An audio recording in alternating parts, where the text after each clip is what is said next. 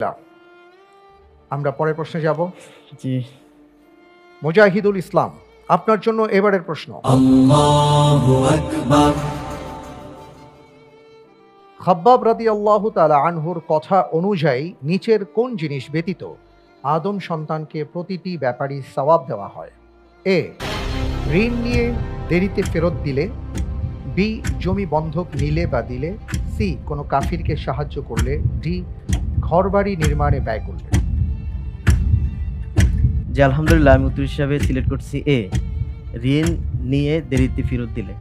Option A G. Fridge করা হোক। Option A.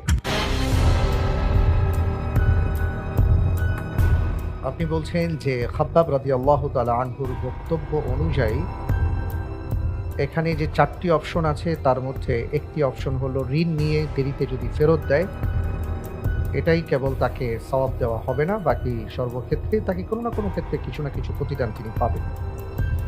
আপনি যে উত্তরটি দিয়েছেন আপনার উত্তরটি সঠিক হয়। আলহামদুলিল্লাহ আল্লাহ কুল্লি হাল।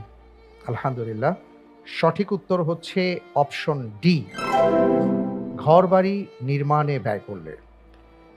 ইন্নার রাজুলা লা ইউজারু ফি কুল্লি শাইইন ইল্লাল বিনা, এটা খাব্বাব রাদিয়াল্লাহু তাআলা আনহু বলেছেন, তিরমিজির মধ্যে উল্লেখ করা হয়েছে। আলহামদুলিল্লাহ, এরই সাথে আমরা দেখতে পেলাম যে আমাদের দ্বিতীয় ধাপ শেষ হয়েছে। আমরা তৃতীয় ধাপে যাব ইনশাআল্লাহ তাআলা। ইনশাআল্লাহ। ইনশাআল্লাহ। এই আয়োজনে এসে আপনার অভিজ্ঞতা কেমন হলো যদি একটু বলেন? জি, আলহামদুলিল্লাহ এই আয়োজনে এসে আমার জ্ঞানের অনেক পরিধির যে বিষয়টা এটা বাড়লো। পড়াশোনার যে একটা বিশাল ময়দান পড়ে আছে তার ধারণা এখান থেকে পাওয়া যায় যে অনেক পড়াশোনা করতে হবে। আচ্ছা, মাশাআল্লাহ, খুব দারুণ এবং মূল্যবান একটি কথা বলেছেন যে পড়াশোনার যে একটা বিশাল ময়দান পড়ে আছে সেটা এখান থেকে আপনি ধারণা পেয়েছেন। আলহামদুলিল্লাহ, তাবারাকাল্লাহ।